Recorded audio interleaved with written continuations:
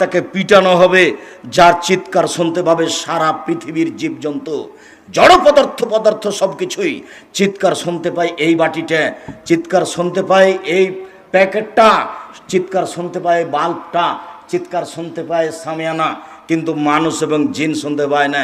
হাদিস বুখারী মুসলিম, এই কথাই মুহাম্মদ সাল্লাল্লাহু আলাইহি সাল্লাম বলেন, তার নাম কবর। কবর বলতে বাড়ির পিছন দিকে যে 2-2.5 হাত গর্ত করে মানুষকে ঢেকে দেওয়া হয়েছে তার নাম কবর নয়। কবর বলতে যদি এই কবরই হয় তাহলে যাকে বাঘে খেলো তার কবর কোথায়? কবরস্থানে যে ঢেকে দিয়েছে তাকে, এর নাম কবর নয়। যদি এটাই কবর হয় তাহলে পানিতে ডুবে হারিয়ে গেল যে, তার কবর কোথায়? কবর যদি এটাই হয় তাহলে যে আগুনে জ্বলে ছাই হয়ে গেল তার কবর কোথায়?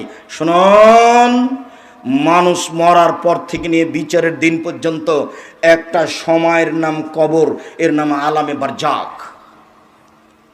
একটা সময়ের নাম কবর। এই কবর থেকে আল্লাহ নবী দিন রাত পরিত্রাণ চাইতেন। কিয়ামতের মাঠ এর চেয়ে জটিল, কবর যত কঠিন কিয়ামতের মাঠ তার চেয়ে অনেক বেশি কঠিন। আল্লাহ রাসূল বলছেন, কিয়ামতের মাঠে সূর্যটা মানুষের মাথার 1 মাইল উপরে হবে। অর্ধ হাত কথাটি মিথ্যে, 1 মাইল উপরে হবে। আর এই সূর্যের তাপে মানুষ ঘেমে যাবে, ঘাম এত বেশি হবে, মিনহুম মায়াকুন আলা কাবাইহে, কারো কারো ঘাম হবে টাকনু পর্যন্ত, মিনহুম মায়াকুন আলা রকবাতাইহে, কারো কারো ঘাম হবে হাঁটু পর্যন্ত, মিনহুম মায়াকুন আলা তারকাতিহি, কারো কারো ঘাম হবে নাক পর্যন্ত, গলা পর্যন্ত। আবার কেউ কেউ সাঁতার দিবে শরীরের ঘামে। আমি বুঝাতে অক্ষম কিয়ামতের মাঠ কত কঠিন। কবর যত কঠিন কিয়ামতের মাঠ তত কঠিন। আপনার বিচার যখন শুরু হবে তখন নিজের পরিচয় দিবেন। আইনাল জাব্বার আইনাল মুতাকাব্বির, স্বৈরাচারী, স্বেচ্ছাচারী, অহংকারী, বাউদ মেজাজের এক কথাই না মালিকুল আমলাক, আমি হচ্ছি রাজা ধীরাজ। কেউ কথা বলতে পারবে না। এরকম ক্ষমতা নিয়ে তিনি বিচার শুরু করবেন, কারো কথা বলার কোনো ক্ষমতা থাকবে না। সম্মানিত দিনী ভাই বোন, এরপরই হচ্ছে জাহান্নাম।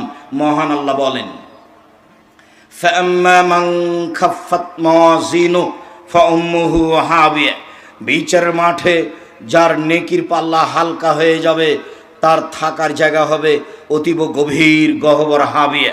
ওমাদরাকা মাহিয়া, মুহাম্মদ সাল্লাল্লাহু আলাইহি সাল্লাম আপনি বলতে পারেন হাবিয়া জাহান্নামটি কি? আপনার কি তার পরিচয় জানা আছে? আমি বলি, তা হচ্ছে নারুন হামিয়া, জ্বলন্ত উত্তপ্ত আগুন। জাহান্নাম বলতে একটা আগুনের টুকরা, জাহান্নাম বলতে একটা আগুনের খণ্ড। এই ছেলে, কোনো বাচ্চা ছেলে যদি আপনার পাশ থেকে উঠে তাকে ঠেকানোর চেষ্টা করবেন। আমরা খুব তাড়াতাড়ি আলোচনা শেষ করে দেব।